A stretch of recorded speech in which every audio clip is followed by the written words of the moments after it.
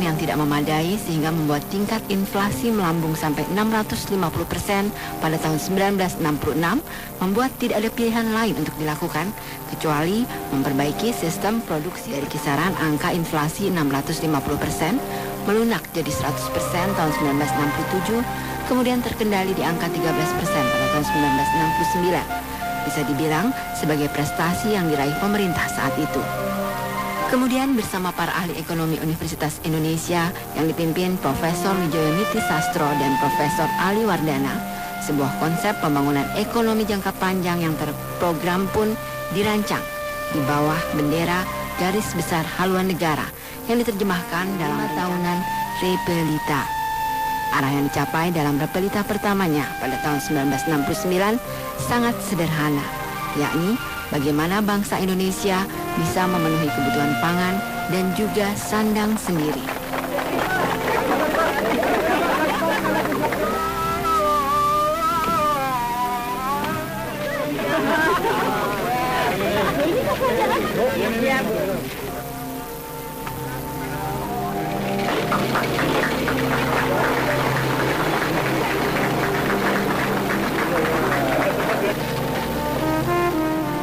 Dilakukan agar program pembangunan bisa berjalan dan berhasil.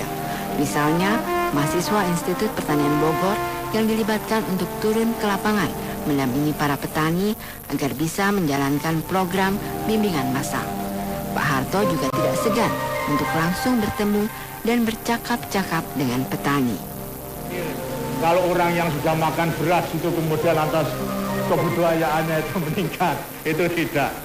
Baik beras maupun jagung dan juga ketela adalah sumber daripada karbohidrat yang sama. Bahkan mungkin lebih baik. Jadi janganlah merasa rendah kalau bahan bakunya itu jagung, jangan.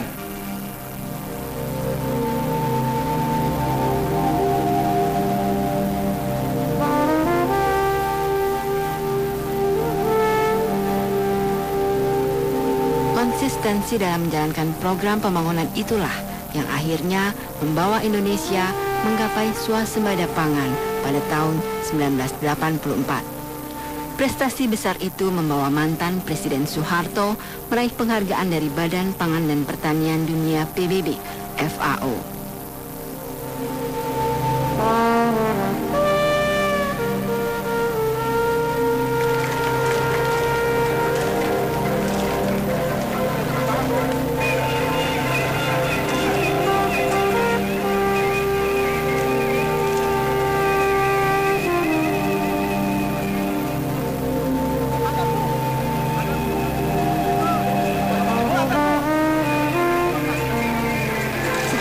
Mencapai swasembada pangan, barulah Repelita diarahkan ke bidang perumahan, pendidikan, kesejahteraan sosial, dan kemudian pembangunan industri.